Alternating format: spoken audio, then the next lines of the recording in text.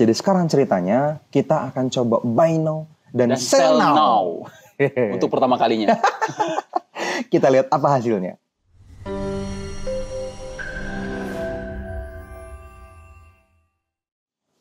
Halo teman-teman, ketemu lagi dengan saya Fadli dan masih bersama dengan Lagi Teguh Hamzah Pansur.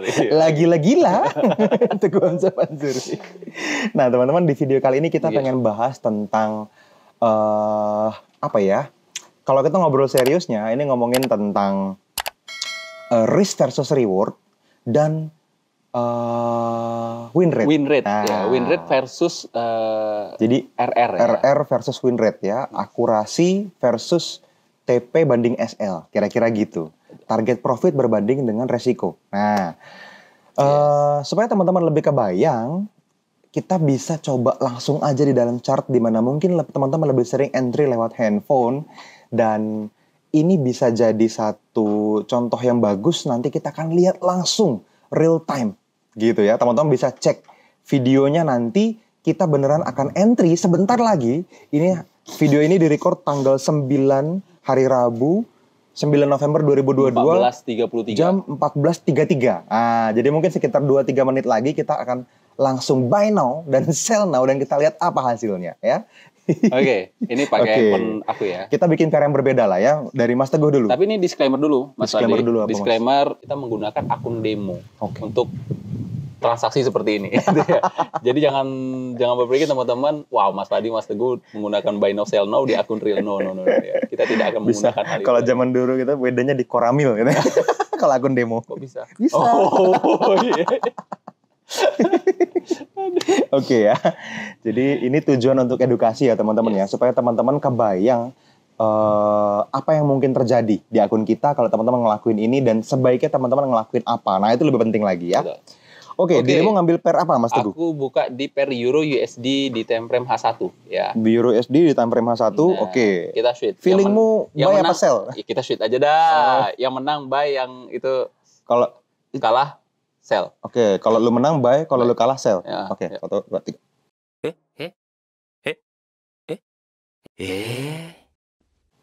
Oke. Maksudnya apa dulu nih?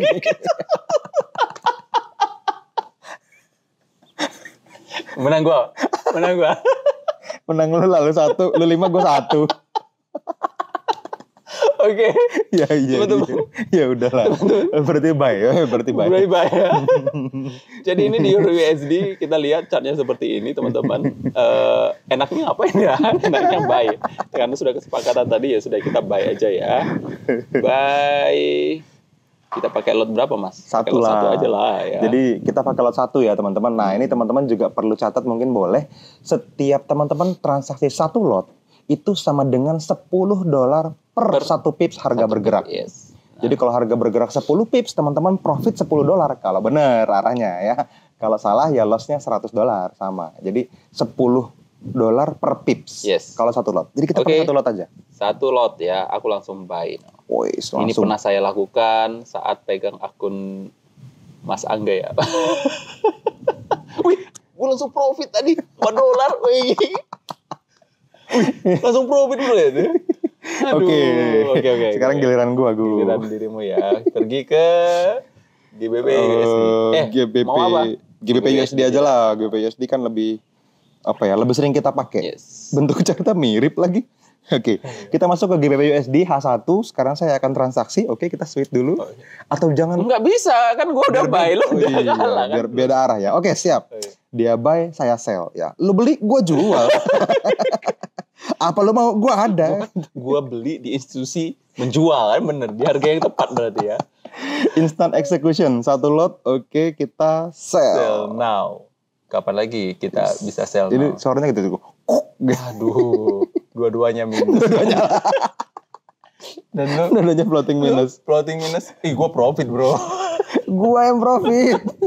Ya, lo lagi. Gua udah $16. Tau nggak? Euforia ini nih yang dicari sama teman-teman trader, tau nggak? Dia ngeliat, profit gitu. Sekarang Euro USD yang profit, gue yang loss. Oke, teman-teman. Besok teman-teman udah bisa memilih kan kiblatnya mau kemana? Ke Mas Teguh atau ke Mas Fadli? Nah, Apa yang mau kita sharing Mas dari kejadian ini? Kita tunggu. Kita ngobrol 5 menit lah ya. Nanti kita lihat 5 menit kemudian apa yang terjadi di akun ini ya. Benar. Jadi gini teman-teman. Buy now sell now ini kan udah jadi habit yang dianggap wajar di Indonesia, di Nusantara kita tercinta ini gitu ya. Trading ini udah jadi sesuatu yang masa nggak OP sih gitu? Masa nggak instant execution sih? Masa nggak ada transaksi running kayak trader gini kan gitu? Kan masa trader masa hari ini nggak trading kan gitu?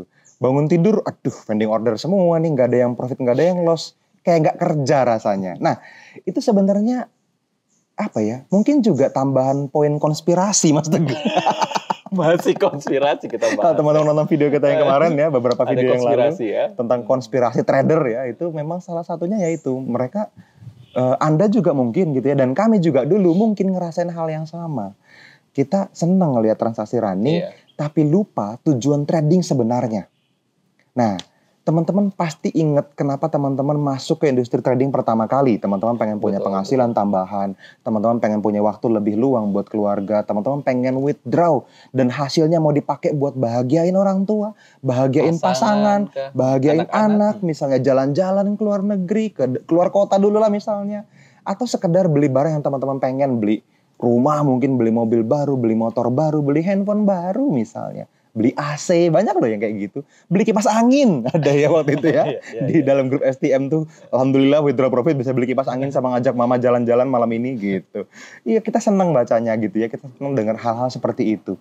Cuman, ya harus diiringin dengan cara yang benar waktu teman-teman sedang mampu berpikir sehat. Nah ini penting.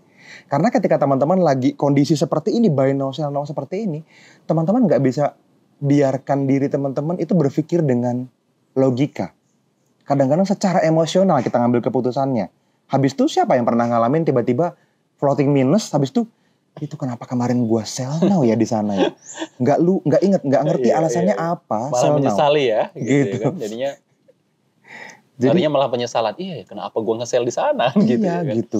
Alasan apa gua nge-sell kan? Itu kalau floating minus Mas Teguh. Kalau floating profit nggak dipikirin kenapa. Udahlah, cut aja ya, mantap. Bahkan nggak akan sampai floating sampai segitu ya kan, sampai puluhan pip lebarnya, paling 5 pip udah 5 pips, yes, bener 10 pips diambil gitu. Kayak gitu-gitu kan, asal biru close ya, ABC gitu. Trader ABC katanya. Nah ini lagi kembali tadi kan kayak antara win rate dan RR gitu ya kan. Yang mementingkan win rate mungkin seperti tadi yang saya sampaikan, dia lebih mementingkan menangnya gitu ya, menangnya. Jadi ketika dapat 5 pip, jadi ketika ngelihat floating, udah biru nih $10 langsung cut gitu ya kan. Udah biru lagi nih $3 kayak gitu. Cut. Nih, yang penting adalah teman-teman ngerti hubungan antara win rate ya, antara akurasi dengan RR, dengan money management. Risk reward-nya ya. Risk versus reward-nya itu mesti lebih jalan dan lebih utama sebetulnya daripada akurasi. Makanya saya suka kasihan ketika teman-teman ada yang nanya, itu sistem tradingnya akurasinya berapa? Gitu kan. Itu win rate-nya berapa di 1:1? Nah masih mending kalau ada 1:1. Perbandingan seperti itu. Gitu. Ya. Tapi kalau misalnya itu akurasinya nggak mau lah diikutin kalau misalnya masih di bawah 80%. Aduh teman-teman. Nih bank-bank institusi besar aja di laporan tahunannya itu mereka hanya menang mungkin 150 hari dari 220 hari kerja setahun. Iya. Setengahnya lebih dikit cuman. Nggak ada yang namanya akurasi 90% itu eksis, manage dana jutaan dolar itu nggak ada. Iya. Gitu. Kalau hedge fund besar juga paling setahun itu cuma 12%, 15%, 20% itu paling gede gitu ya. Iya, profitnya segitu paling. Gitu. Akurasi mereka juga paling 60% gitu loh. Bahkan teman-teman di trading room besar yang di-manage sama trader-trader ternama di dunia, terkenal di dunia teman-teman, dalemannya mereka ambil risk versus reward yang cukup jauh, let's say 1:3 atau 1:5, di mana 1 ini resikonya, 5 ini profitnya yang dikejar. Mereka tuh punya win rate di bawah 50% dan masih profit teman-teman. Kok bisa mas? Banget itu malahan kan. 5, nih, bayangin 1:5, teman-teman boleh salah 4 kali, benar sekali, akunnya masih selamat. Betul. Kenapa? Karena loss-nya 10 misalnya. Sekali benar 50. Ya masih profit. minus 40 plus 50 masih ada plus 10, masih cuan. Tapi kan di atas kertas akurasinya cuma 20%. 5 transaksi, 4 loss, 1 cuman yang profit. Kebayang nggak? Ngelihat 4 merah siap nggak? Gitu. Iya. Sebenarnya cuma masalah mental menurutku Mas Teguh. Banyak orang nggak siap ngelihat transaksi merah lebih banyak daripada yang biru. Betul. Padahal ya lebih penting justru profitnya. In the end of the day teman-teman, akunnya profit nggak? Berapa yang bisa di WD? Gitu. Bukan berapa akurasinya. Ada yang jual indikator akurasi 98%. Ada. Coba. Karena dia cut profit terus gitu. Profit terus, betul. Begitu didiemin, karena loss mau diapain? Benar, karena akan ada suatu saat ketika buy now atau instant execution tadi, buy now atau sell now, dan harga nggak akan pernah kembali lagi ke situ gitu ya. Ya akan kembali mungkin sebulan kemudian, 2 bulan, 3 bulan, setahun, bahkan ini ada yang sampai 2 tahun, 3 tahun masih belum kembali lagi ke sana kan gitu kan. Iya, benar. Gitu. Berapa banyak trader yang dari tahun kemarin 2021 nih sampai udah mau akhir 2022 ngomong kalau Euro USD udah kemurahan, waktunya buy.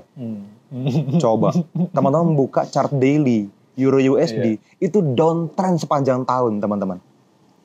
Siapa ya coba yang masih mungkin pernah ikutan master di luar sana atau pernah ikutan grup-grup di luar sana?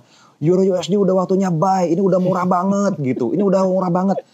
Murah banget tuh karena dia ngeliat chartnya di M5. Coba dilihat di chart daily. Wah, masih downtrend kuat dan perlu sell seharusnya, bukan buy. Gitu. Kita di komunitas Forex NFC ngajarin teman-teman follow trend dengan time frame yang lebih tinggi. Tujuannya apa? Supaya lebih banyak yang selamat. Karena butuh lebih banyak uang untuk memanipulasi chart yang ada di time frame yang lebih tinggi.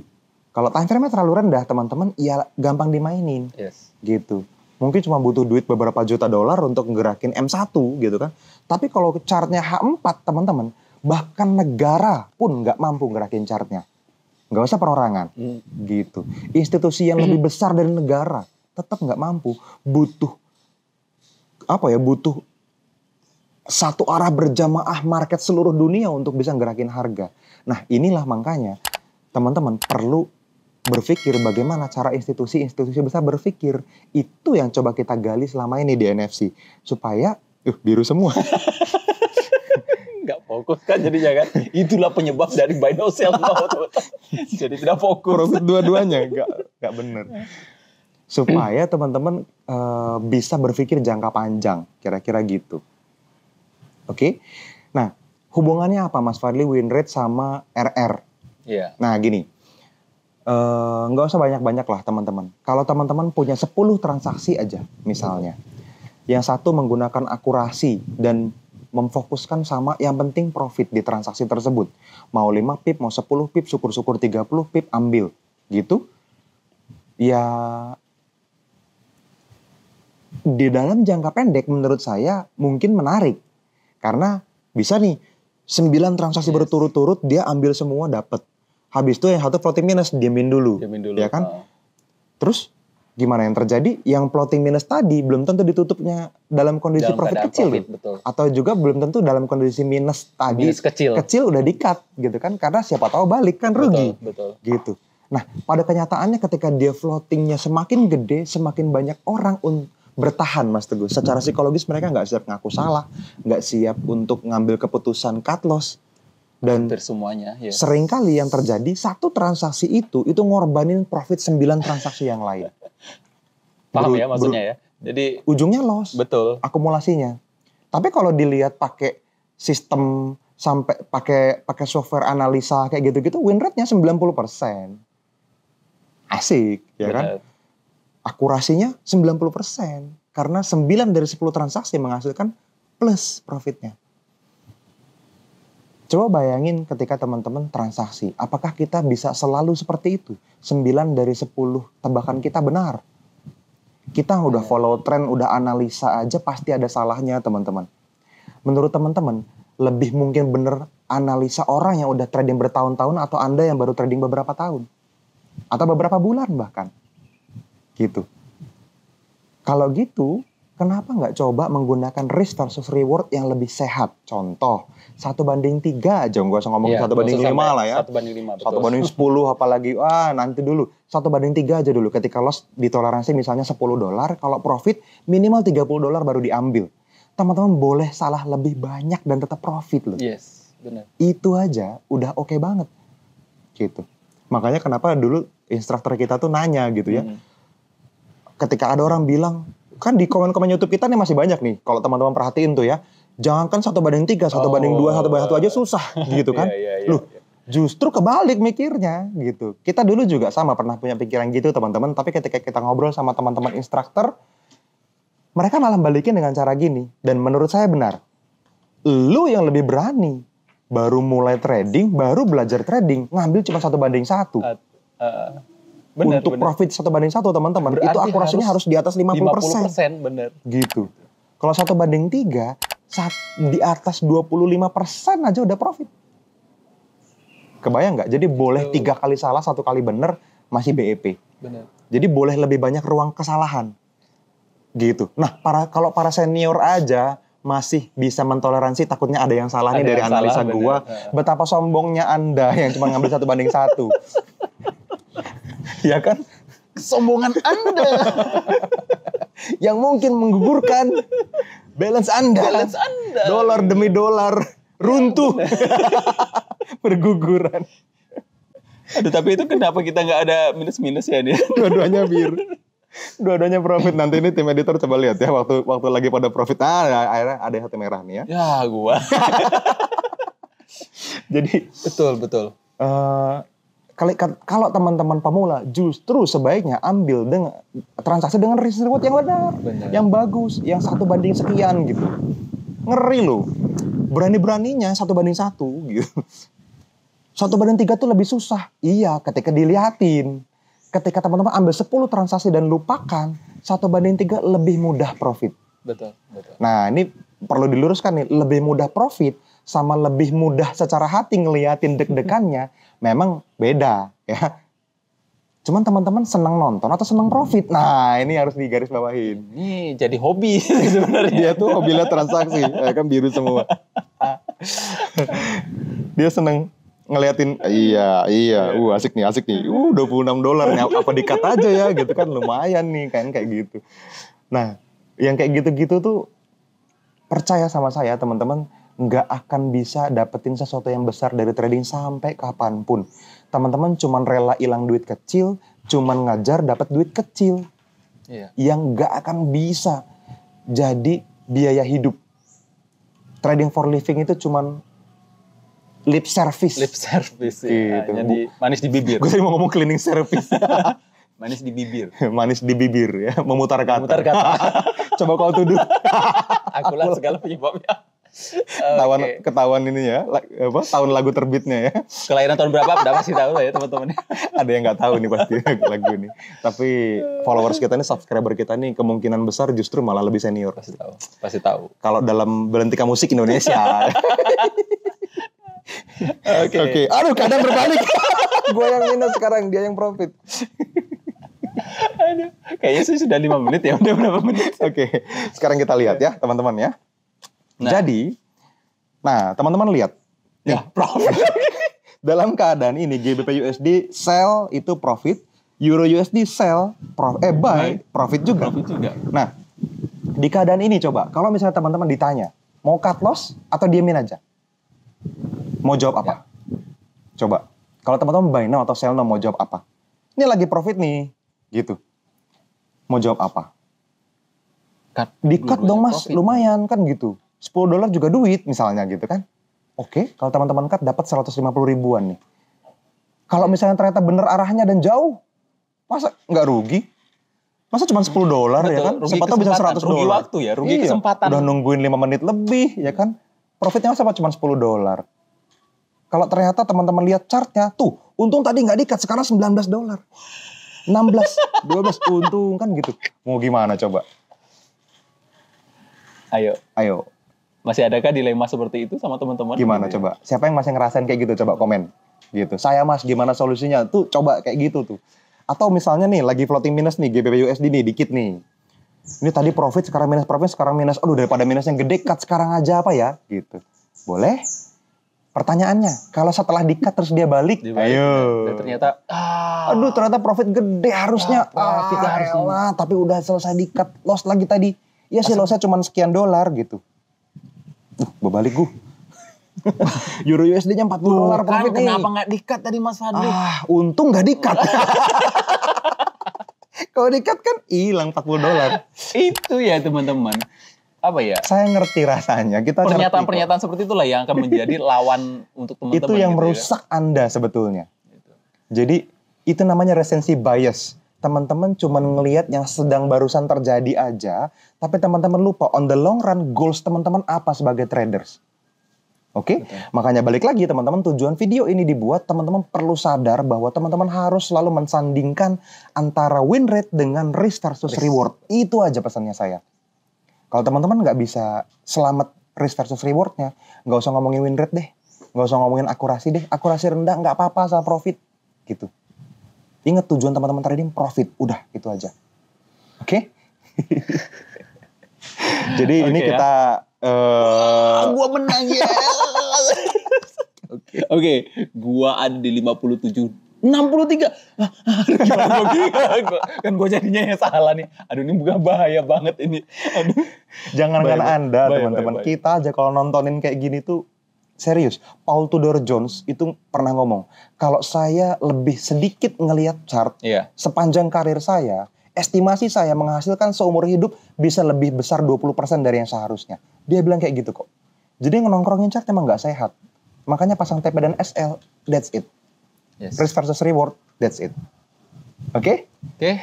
Oke, mungkin itu aja Mas Teguh videonya. Thank you buat teman-teman yang nonton sampai akhir. Kita ketemu lagi di video-video berikutnya. Ketemu juga di seminar kita di Palembang dan seminar-seminar berikutnya. Ya, chat tim NFC di bawah ini ada. Dan sampai ketemu di video-video berikutnya.